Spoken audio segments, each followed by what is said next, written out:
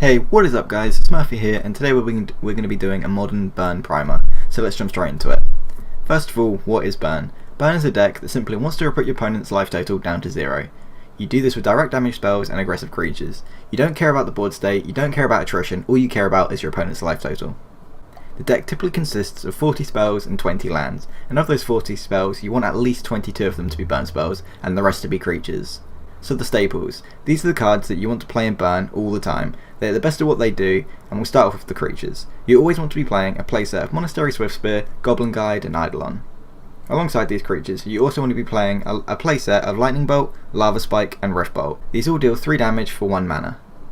This gives you 24 out of the 40 spells in your deck. The rest can be made up of a variety of spells which we'll now go over. Creatures. Grim Lava Monster and Wild Nakato can often get in for more than 3 damage, and that's why they're included in the list. However, Vexing Devil is playable, it's generally outclassed by the other creatures we've already been over. 1 mana spells. Shard Volley can be used as extra copies of Lightning Bolt at the cost of a land, and Bump in the Night is another Lava Spike if you wish to splash black. 2 mana spells.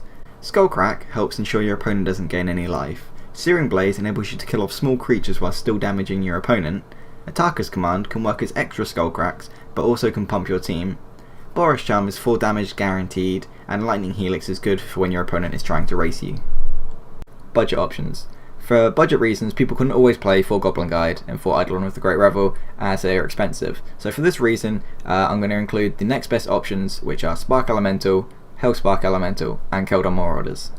So now let's look at what each colour has to offer individually. White.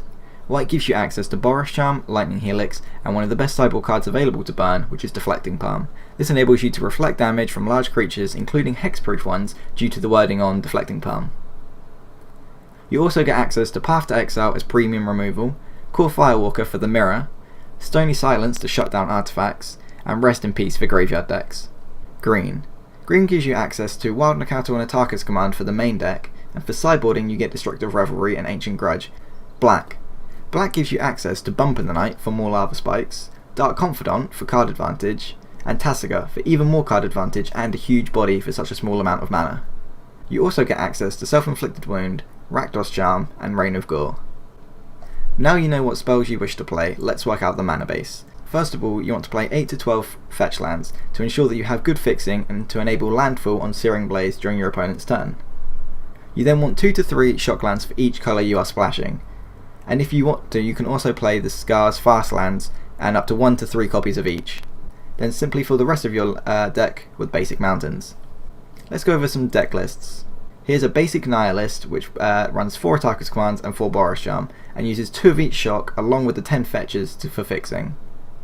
And this is a Mardu list where we've taken out the Attacker's Commands for Bump in the Night and swapped out the shock lands accordingly. And for you budget players, here we've cut the Goblin Guides and the Eidolons and all the expensive non-basic lands and replace them with cheaper alternatives. Sideboarding.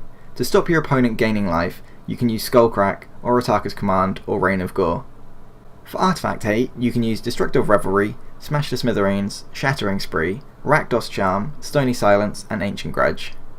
For enchantment hate, you can use Destructive Revelry, and if you're not playing green, you can use Wear and Tear. To deal with creatures, you can use Searing Blaze, Searing Blood, Ensnaring Bridge, and Path to Exile.